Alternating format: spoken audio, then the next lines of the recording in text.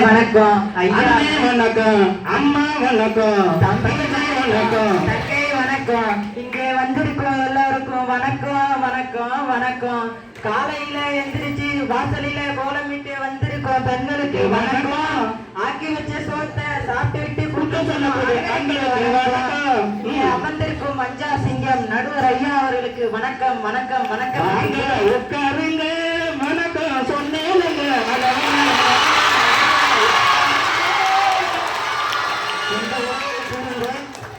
இங்கே அமர்ந்திருக்கும் மாணவர்கள் அனைவருக்கும் முதலில் எனது குழந்தைகள் தின விழா நல்வாழ்த்துக்களை தெரிவித்துக் கொள்கிறேன். எங்களின் தலைப்பு மாணவர்களின் ஒளிமயமான எதிர்காலத்திற்கு பெரிதும் உதவுவது ஆசிரியர்களா பெற்றோர்களா என்ற தலைப்பு. ஆனால் நான் எங்கள் அணி சார்பாக பேச வந்துள்ளது மாணவர்களின் ஒளிமயமான எதிர்காலத்தை பெரிதும் உதவுவது பெற்றோர்களே பெற்றோர்களே பெற்றோர்களே பெற்றோர்களே பெற்றோர்களே என்ற தலைப்பில் தான் பேச வந்துள்ளேன். ஏன் நடுவர்களே எதிர நீங்க பேசுறாங்க ஆசிரியர் தான் முக்கியம் முக்கியம் முக்கியம். நான் கேட்கிறேன் நடுவர்களே, ஆசிரியர்கள் எங்கிருந்து வந்தார்கள்? வானத்தில் இருந்து நேரடியாக குவித்து வந்தார்களா? இல்ல இல்ல இல்ல அவரையே உருவாக்குறது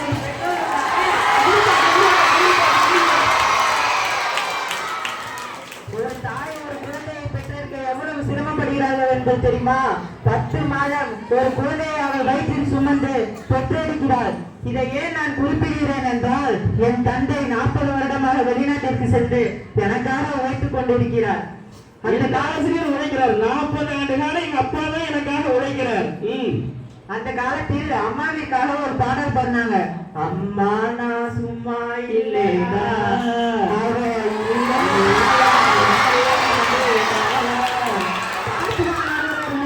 பாட்டிலே கொடுத்துறாங்க. அம்மா இல்லைன்னா யாரும் உலகமே இல்ல. அப்பாக்காக ஒரு பாடல். அப்பா கைய பிடிச்சு நடந்தா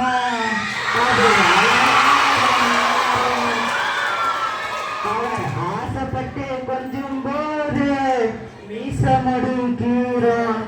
எல்லா அப்பாக்களும் தான் படும் கஷ்டத்தை மறைத்து தன் பிள்ளைகளை சந்தோஷப்படுத்துகிறார்கள். இதுதான் உண்மை நடுவர்களே. உண்மை உண்மை. தன் தாயும் தந்தையும் சேர்த்து ஒரு பாடல். காத்தடிச்சா நோகு மண்ணு பொத்தி பொத்தி வளர்த்தீங்க என்ற பாடல் மிகவும் அருமையாக இருக்கிறது. நடுவர்களே, பெற்றோர்கள் தான் பிறப்பு முதல் இறப்பு வரை நம் கூட இருப்பார்கள்.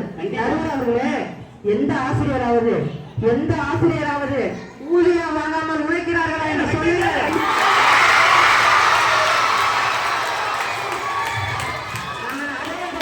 நீங்கள் சொல்வதை செய்கிறேன். மிக மிக சிறப்பான கருத்து. இந்த உலகில் பெற்றோர் இல்லாத குழந்தை சுகம் மிகவும் குறைகிறது. நல்ல மாணவனாக இருந்தால், ஒழுக்கம் சிறந்தவனாக இருந்தால் நமது கல்விக்கு ஆசிரியர் தேவையில்லை. காரணம், உலகையே ஆட்சி படைத்த கொள்ள நோய் COVID-19, அதாவது கொரோனா வைரஸ் வந்த போது எந்த ஆசிரியர் கொரோனா வந்துதான் செல் எடுத்து வந்தது வேணும்.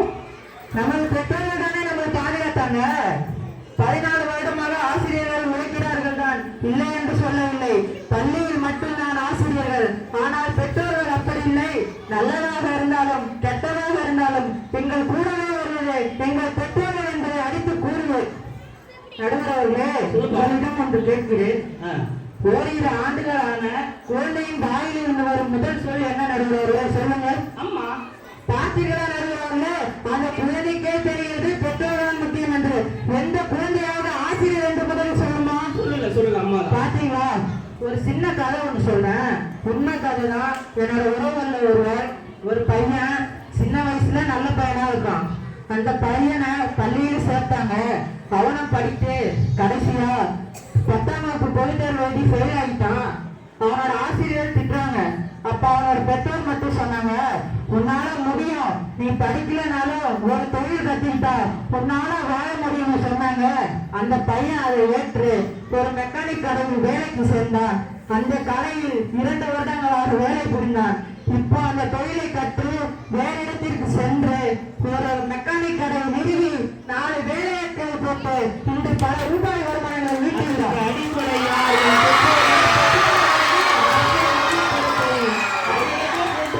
சொல்லுகின்றார். அந்த ஆசிரியர் அன்னைக்கு அப்படி இருக்காங்க. பெற்றோர்கள் சொன்னா கண்டிப்பா கண்டிப்பா. ஒரு சின்னதா ஒண்ணு சொல்றேன். வாடகை வாடகைக்காருக்கும் சொந்தக்காருக்கும் வித்தியாசம் என்ன தெரியுமா? வாடகைக்காருக்கும் சொந்தக்காருக்கும் ஏன வித்தியாசம்? வாடகைக்காருக்கு எடுத்துக்காட்டு ஆசிரியர்கள், கரெக்ட். வாடகைக்காரு ஆசிரியர், சொந்தக்காருக்கு எடுத்துக்காட்டு பெற்றோர்கள். அப்பா அம்மா. வாடகைக்காரு காசு கொடுத்தாதானே வரும். கண்டிப்பா அதே போலதான் இந்த பள்ளியில நாங்க காசு கொடுத்தாதான் ஆசிரியர்கள் சொல்லி தருவார்கள். கண்டிப்பா கண்டிப்பா கண்டிப்பா. எங்கள் ஆசிரியர் அப்படியா? இந்த ஆசிரியர் நான் இன்னைக்கு எனது பெற்றோர்கள் தலைப்புனால பேசுறேன். மற்ற பள்ளியில தான் அப்படி நடக்குதா நடுவர் அவர்களே? சரி சரி. சொந்தக்காரர் அப்படி இல்ல, நம்ம தேவைக்கு எங்க வேணுமோ எடுத்துட்டு போய்க்கலாம். அதே போலதான் நம்ம பெற்றோர்கள் வாழ்க்கை முழுவதும் நம் பெற்றோர்கள் தான் வருவார்கள் என்பதை அடித்து சொல்வேன். நல்லதோ கெட்டதோ அனைத்து நிகழ்ச்சியிலும் என்னோடு இருப்பது என் பெற்றோர்கள் மட்டுமே என்று தெளிவாக தன்னுடைய கருத்துக்களை எடுத்துச் சொல்லிக் கொண்டிருக்கின்றார். அப்புறம் நடுவர் அவர்களே, ஊர்ல சொன்ன இது மாதிரி பட்டிமன்றத்துல சேர்ந்திருக்கேன்னு, அதுக்கு எல்லாம் ஆல் தி பெஸ்ட்பா, கங்க்ராச்சுலேஷன்ப்பா, நல்லா பேசுப்பான்னு யாரும் சொல்லல. உனக்கு பேச தெரியுமாடா, நீ பேச போறியாடான்னு கேட்டாங்க. நான் வாய் மூடிட்டு வந்தேன். கேட்டாங்க சார் என்ன பேச போறேன் எனக்கு கேட்டாங்கல்ல. இப்ப பாத்துக்க சொல்லுங்க அவருக்கு சார், இப்ப பாத்துக்க சொல்லுங்க. இந்த சபரி தான் பேசுறேன், இப்ப பாத்து சொல்லுங்க எல்லாம் ஆசிரியர்.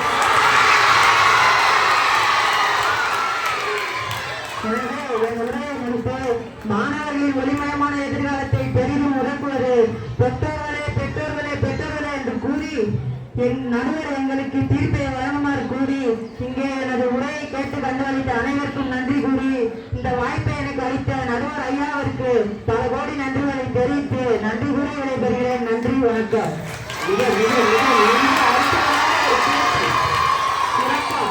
சுரேனாவுக்கு பதிலடி கொடுத்துட்டு போயிருக்கிறாரு சரவணி நாயர்.